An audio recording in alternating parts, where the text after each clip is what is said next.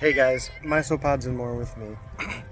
I hope you can hear me. I hope everything is going well with you and you're taking care of yourselves and the ones you love. And I'm doing this because I need to vent. I'm out here, as you can see, with the little ones, and I want to know what you think I should do because I have different opinions than a lot of people, as I'm a confrontationalist.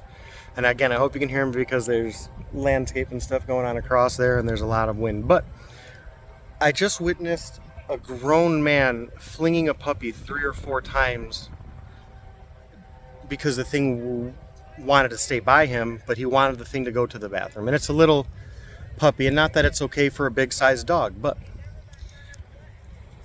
he again, it's hard for me to show you, but he just the dog's by his thing, he just takes it and flings it, and the thing flips up in the air, comes back, so he reflips it at about 3 or 4 feet away, then he comes back and reflips it again.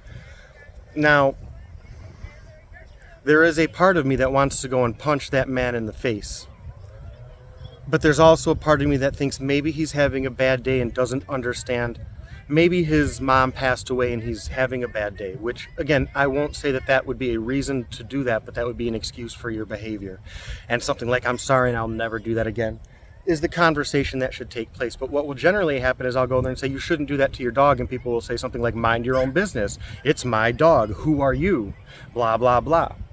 And I don't mind having that conversation with people, but my point is, when I have these conversations, I don't want to go there and fight with a person. I want to go there and make sure that that's not going to happen again.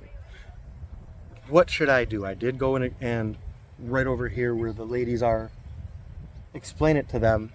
But I'm a person who, again, I don't like calling police. I don't like getting people fined, ticketed, kicked out of their home. But I don't like condoning behavior like that. So I'm always at an impasse because I don't know if going up to him and saying don't do it again means he's going to do it inside the house now, or do it later at night when no one's around or something like that. Let me know what you think I should do. Again, if I've done well enough and should leave it be. But I know what's going to happen if I see him do that again. There's not going to be the third party trying to speak with him.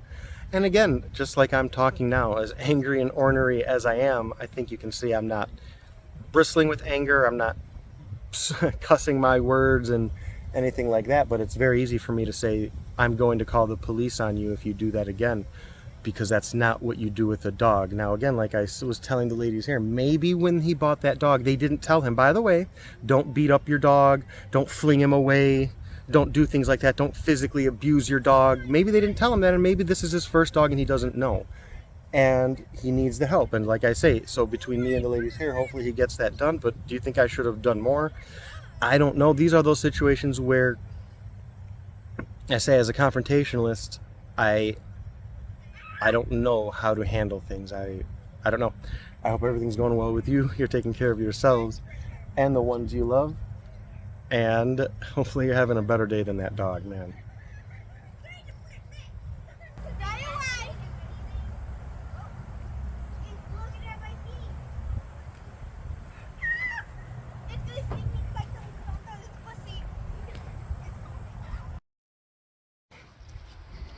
And I did want to add that the one reason it's important for me not to overreact to situations or paint people with broad brushes, so to speak, is that, again, as I mentioned in that previous part, he may be having the worst day of his life. He may have some kind of loss that I'm not aware of.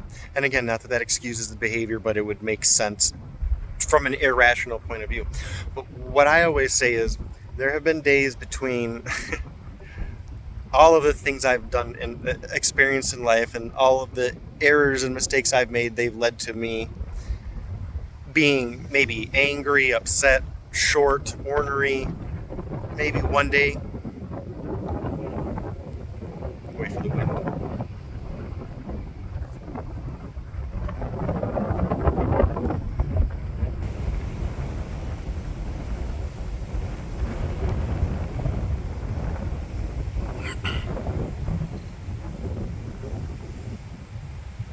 My point is, I would not want you judging me if you caught me on that worst days where maybe I was loud or angry with my kids and overreacting. I would hope, again, that someone would at least say, you shouldn't do that, and give me the chance to rebut and say, you're right, I'm not normally like this, I'm wrong. I should step up and do better. I should apologize. I should, in the moment, not react like that. And that's kind of my point. I want to afford everybody that chance to be rational outside of that past moment. I don't want to catch you in a gotcha and label you that for the rest of your life. Otherwise, again, if you did that at some point in my life, I was angry, I was probably mean, I